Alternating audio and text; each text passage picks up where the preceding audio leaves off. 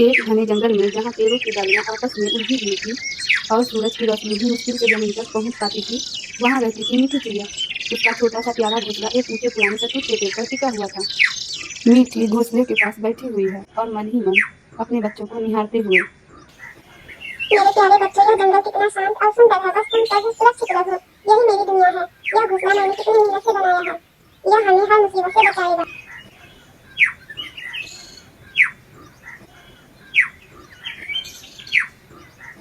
लेकिन उस दिन जंगल की शांति ज्यादा देर टिकने वाली नहीं थी। दोपहर ढलते ही आसमान का रंग बदलने लगा। अरे, यह कैसी आवाज है? इतनी तेजी से हवा क्यों चल रही है? मुझे यह मौसम ठीक नहीं लग रहा है।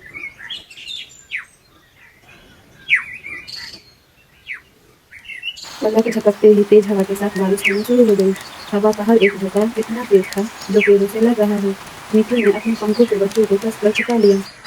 मीठी चिड़िया डरते हुए अपने बच्चों से कहती है, डरो मत मेरे लाडले, मैं हूं ना तुम्हारे पास। यह बस थोड़ी देर की बात है।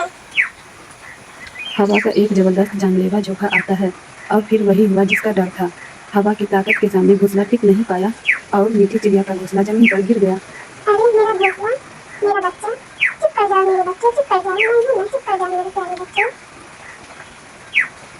मीठी का दिल रुक गया। वह कांपते हुए नीचे जमीन पर उतरी। बारिश में भीगी हुई घास के बीच उसने देखा उसके सारे बच्चे सुरक्षित थे, लेकिन वह काफी डरे हुए थे। मीठी अपने बच्चे को संभालते हुए, मेरा बच्चा, चुप कर जाओ मेरे बच्चे, चुप कर जाओ। मैं हूं ना, चुप कर जाओ मेरे प्यारे बच्चे। मीठी राहत की सांस लेते हुए बच्चों को प्यार से सहलाती है।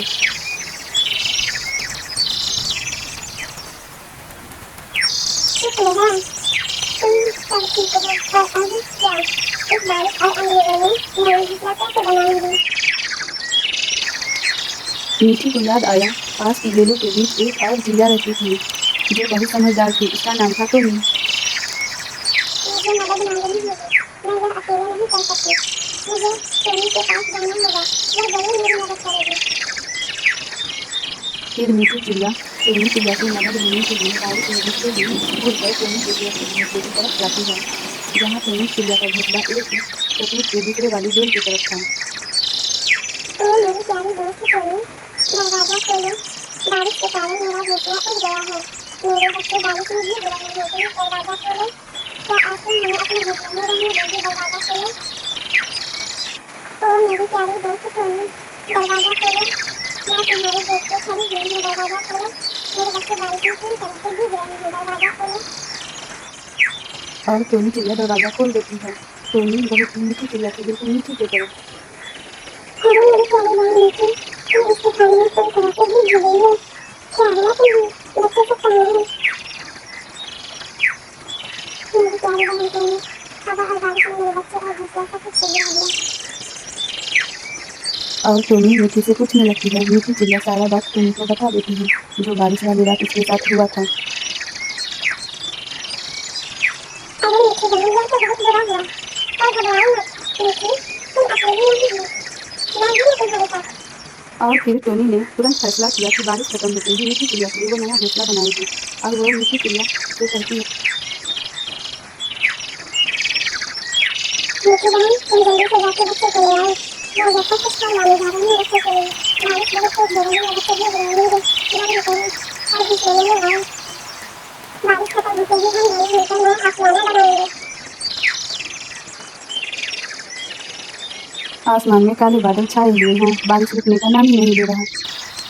मीठी चिड़िया अपने बच्चे को इतनी तेज बारिश में लाने जाती है, क्योंकि टोनी ने जो उसे अपना घोंसला दिया था। चुप कर जाओ मेरे प्यारे बच्चे, चुप हो जाओ। अभी चलो तुम आंटी के घोंसले में। वहाँ दो मेरे भाई बहन हैं। चुप हो जाओ मेरे बच्चे, चुप कर जाओ। मैं नहीं जा रही हूँ। मीठी चिड़िया टोनी के घोंसले में अपने बच्चों को लेकर आ जाती है। मीठी बच्चों को नए ठिकाने में रखते हुए, ये लो मेरे बच्चे, अब तुम सुरक्षित हो। टोनी तुम्हारा बहुत बहुत धन्यवाद। तुमने मेरे बच्चों की जान बचाई। और टोनी खुश होकर कहती है मीठी से, हम सब एक जंगल के परिवार हैं मीठी। दोस्ती इसी के लिए होती है। अब कल सुबह जब बारिश रुकेगी तो हम दोनों मिलकर एक ऐसा घोंसला बनाएंगे जो हवा का झोंका उसे तोड़ न पाएगा। और हमारा घोंसला कभी जमीन के नीचे नहीं गिरेगा। मीठी, वो फल खाओ। लो मेरे प्यारे बच्चे, फल खाओ।